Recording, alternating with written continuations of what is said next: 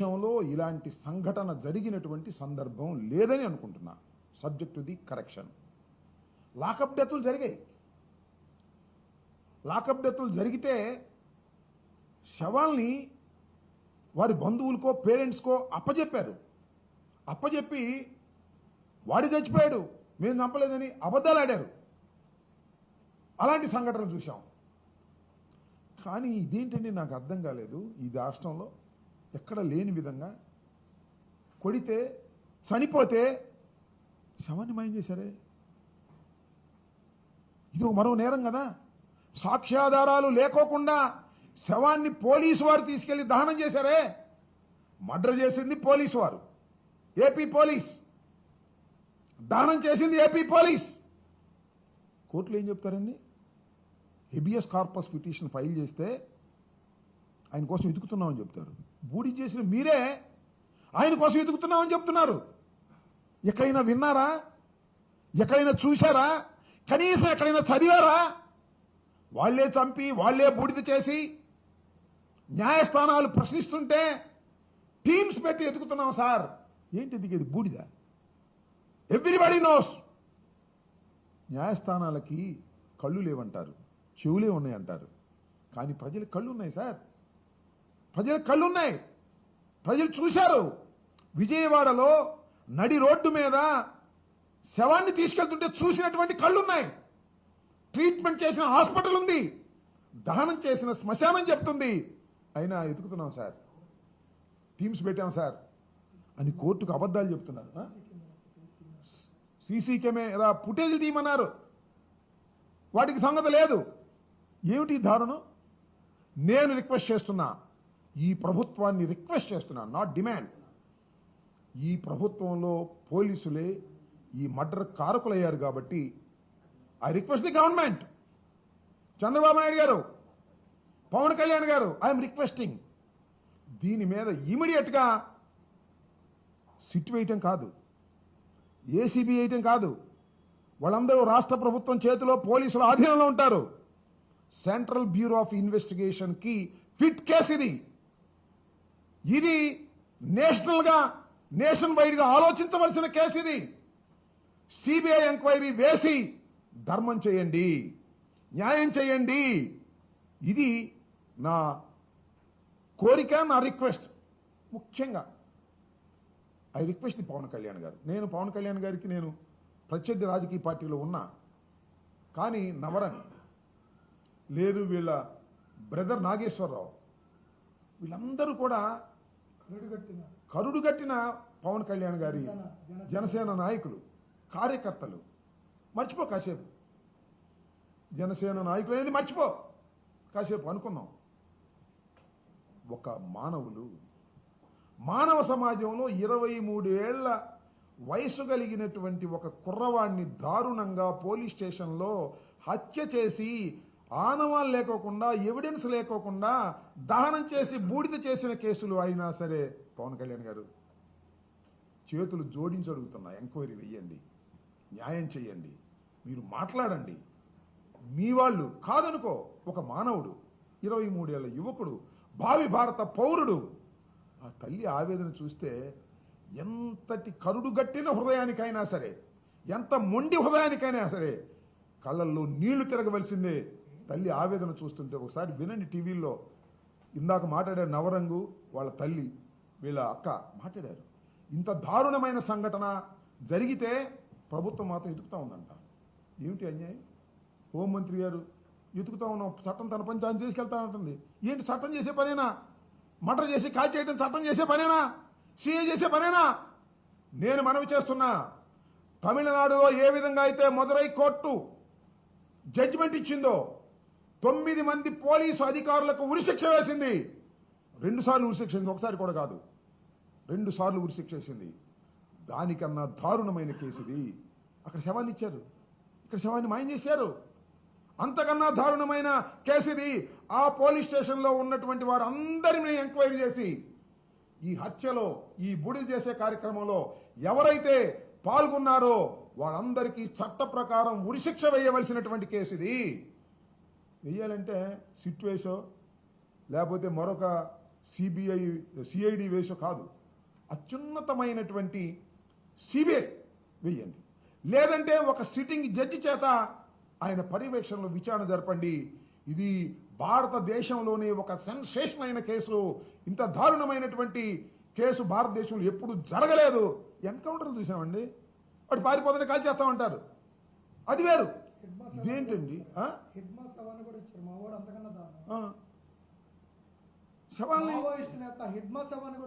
కూడా ఇచ్చారు, కాల్ చేశారు. ఈ రకమైనటువంటి ఘోరమైనటువంటి కార్యక్రమాలు చేస్తున్నటువంటి ఈ ప్రభుత్వానికి నేను ప్రస్తుతం విజ్ఞప్తి చేస్తున్నా, మీరు ఇమీడియట్గా సిబిఐ ఎంక్వైరీ వేయండి, న్యాయం చేయండి. మాకు తెలుసు, మీకు తెలుసు, కోర్టు వారికి తెలియకపోవచ్చు. రేపు 29వ తారీఖు కోర్టు వారికి కూడా తెలుస్తుంది. అత్యున్నతమైన ఆంధ్రప్రదేశ్ గడ్డ మీద ఉన్నటువంటి అత్యున్నత న్యాయస్థానం ఏపీ హైకోర్టు కూడా తెలుస్తుంది. వాళ్ళు ప్రొడ్యూస్ చేయలేరు. సాయికృష్ణ బూడిదైపోయాడు, బూడిద చేశారు పోలీసులు, మీ ముందు ప్రొడ్యూస్ చేయలేరు. 29వ తారీఖైనా మీకు అర్థమవుతుంది, కోర్టు వారు కూడా న్యాయం చేస్తారు. ఇలాంటివి చివరికి బూడిదీమని అడుగుతా ఉంది తల్లి. సో నేను రిక్వెస్ట్ చేస్తున్నది ఏమిటంటే, మేము డెఫినెట్గా వీరి కుటుంబానికి అండగా ఉంటాం, సాయికృష్ణ కుటుంబానికి, విజయలక్ష్మి గారికి. దీనిలో తేలేంతవరకు, ఎందుకంటే నాకు కన్సర్న్ ఉంది. నన్ను కూడా తీసుకెళ్ళి కొట్టపోయారు పోలీసులు, నన్నే చంపేసేవాళ్ళు ఏమో నాకు తెలియదు.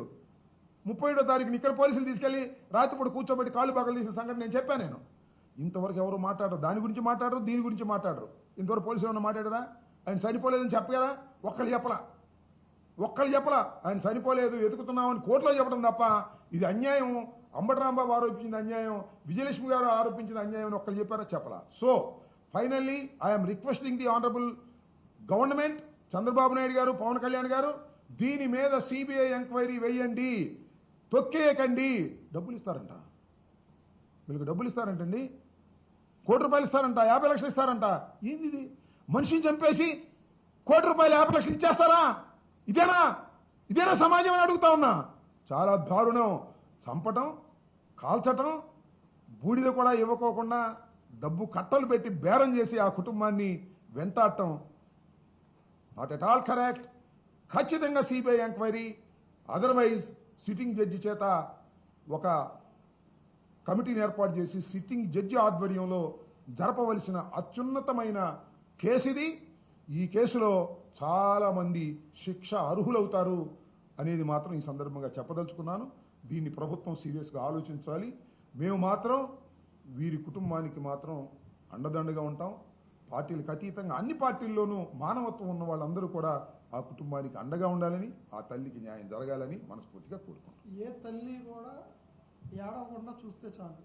దీనికి కులాలకి, మతాలకి, పార్టీలకి అతీతంగా మేము 26%, 30% ఉన్నాం, మా ఓట్లన్నీ చీలిపోయినాయి, కాపులు తలో పార్టీలో ఉన్నారు, కాపులకి ఐకమత్యం లేదన్నారు కదా. ఒక కుర్రోడిని 23, 26 సంవత్సరాల కుర్రోడిని తీసుకెళ్లి చంపేసినప్పుడు అతని మీద కేసులు ఉన్నాయని ఇప్పుడు ప్రచారం చేస్తున్నారు కదా. చంపినోడు కూడా కాపే, రాజీ పడండి అని అడుగుతున్నారు కదా. మరి అదే కాపు మీద మేము ఎదురు తిరిగామంటే ప్రభుత్వం మాకు సపోర్ట్ చేయాలి కదా. మా ఓట్లు మీకు కావాలి కదా. రాజకీయ నాయకులకు అడ్డం పెట్టి ఓట్ల కోసం మాకు గొడవలు పెట్టిన రోజులు ఉన్నాయి. అదే ఒక మందకృష్ణ మాదిగ గారి కమ్యూనిటీలో ఎవరన్నా చంపండి, మీ దమ్ముంటే మీ రోడ్లు, మీ పోలీస్ స్టేషన్లు అన్నీ పగిలిపోతాయి. ఎందుకంటే ఉద్యమ నాయకులు పుట్టేదాకా, కాపు కులం అంతా ఏకమయ్యేదాకా, మాలాంటి కాపులు వెనకబడిన వాళ్ళు, మా ఆర్థిక పరిస్థితులు బాగోక ఎక్కడికి వచ్చి చెప్పుకోలేక మేము ఇలాంటి వాళ్ళ దగ్గరికి వస్తే వీళ్ళకి మాకు పార్టీ రంగు అంటారా? తప్పు కాదు అది. మేము ఇప్పుడు కూడా రాంబాబు గారికి అదే రిక్వెస్ట్ చేస్తున్నాం. మేము రాధారంగా మిత్రమండలి, మాకు రాంబాబు గారితోనే కాదు, ఈ విజయవాడలోనే కాదు, ఆంధ్రప్రదేశ్లో ఉన్న ప్రతి కాపు సంఘంతో సంబంధాలు ఉన్నాయి. మేము ఒక్కటే అడుగుతున్నాం, మా వాడు తప్పు చేస్తే వీళ్ళు చేసింది ఏంటి? పోలీసులు ఇమ్మీడియట్లీ వాళ్ళ మీద 302 కేసు కట్టాలి. ఆ స్టేషన్లో ఉన్న వాళ్ళందరినీ తీసుకెళ్ళి లోపల వేయాల్సిందే. వేసేదాకా మాకు ఎవరు సహాయం చేసినా కానీ, రాంబాబు గారు కానీ, నరేంద్ర గారు కానీ, జగన్ గారైనా సరే, పవన్ కళ్యాణ్ గారైనా సరే, అందరూ కలిసి చేసినా మాకు ఓకే. కావాల్సింది అలాంటి తల్లి ఏడుపు ఈ రాష్ట్రంలో మళ్ళీ వెనకాల యూట్యూబుల్లో, ఫేస్బుక్ల్లో, వాట్సాప్ల్లో ఏడుపు అనేది వినపడకూడదు. 10 మంది ఉన్నాం, ఒక తల్లికి అన్యాయం జరిగింది. ఇప్పుడు కనుక మేము కరెక్ట్ చేసుకోలేకపోతే ఇంకో తల్లి ఏడుపు ఈ రాష్ట్రంలో వినపడిద్ది. దయచేసి మీరు అందరూ సహకరించండి.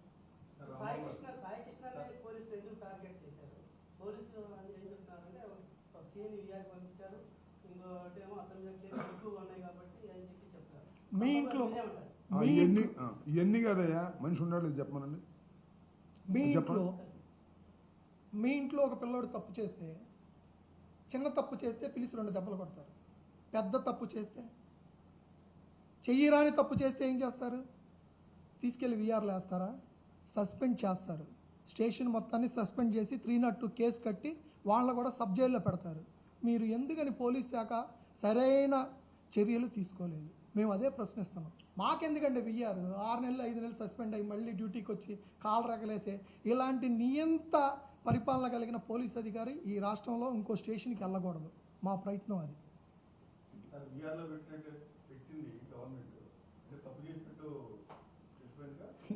అంటే ఇప్పుడైతే కోర్టు వారు 29వ తారీఖు లోపల ఆయన్ని పట్టుకొచ్చి ప్రొడ్యూస్ చేయమన్నారు.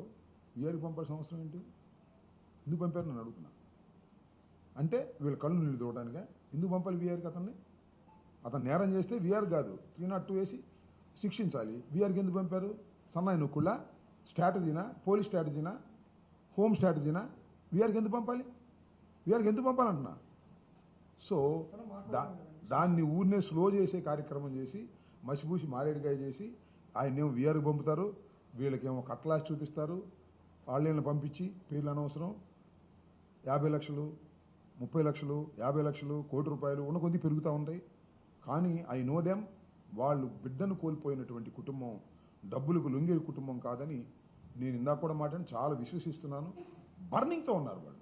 ఆ తల్లి ఆవేదన ఒకసారి చూడండి మీరు. ఎవరికైనా కళ్ళమ్మ నీళ్ళు రావాల్సిందే. అదేమంటే ఆ రౌడీ షీటరా? ఆ రౌడీ షీట్ చంపేస్తావా?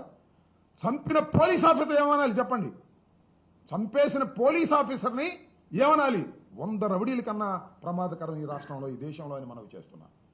కిరాతకంగా చంపేస్తారండి, గోళ్ళు పీగుతారు, కొడతారు. సరే ఓకే, అంతవరకు ఉందాం. మనిషిని ఎత్తేయటం ఏంటండి? ఎత్తేసారు, పూడి చేయటం ఏంటండి? ఏమనాలి వీడిని? ఆ పోలీస్ ఆఫీసర్ని ఏమనాలి? రౌడీల కన్నా పెద్ద ఘోరమైన క్రూరుడు కదా అతను. అతను మీరు రక్షిస్తారా? ఈ ప్రభుత్వం ఏమండి? పవన్ కళ్యాణ్ గారు అతను రక్షిస్తారా? ఏమండి చంద్రబాబు నాయుడు గారు ఆయన రక్షిస్తారా? ఏమండి హోంమంత్రి గారు ఆయన రక్షిస్తారా? చెప్పండి, మాకేం అభ్యంతరం లేదు, రక్షించండి. ఎక్కడ పోతుంది ఈ సమాజం? చాలా తప్పు చేస్తున్నారు. ఈ విషయంలో సరైన యాక్షన్, సిబిఐ ఎంక్వైరీ జరగకపోతే మాత్రం చూస్తూ సహిస్తూ ఒక మానవతావాదులుగా మేము ఉండలేమని కూడా ఈ సందర్భంగా నేను చెప్పదలుచుకున్నా. ఆ కుటుంబానికి అన్ని రకాలుగా మా వైపు నుంచి సహకారం ఉంటుంది.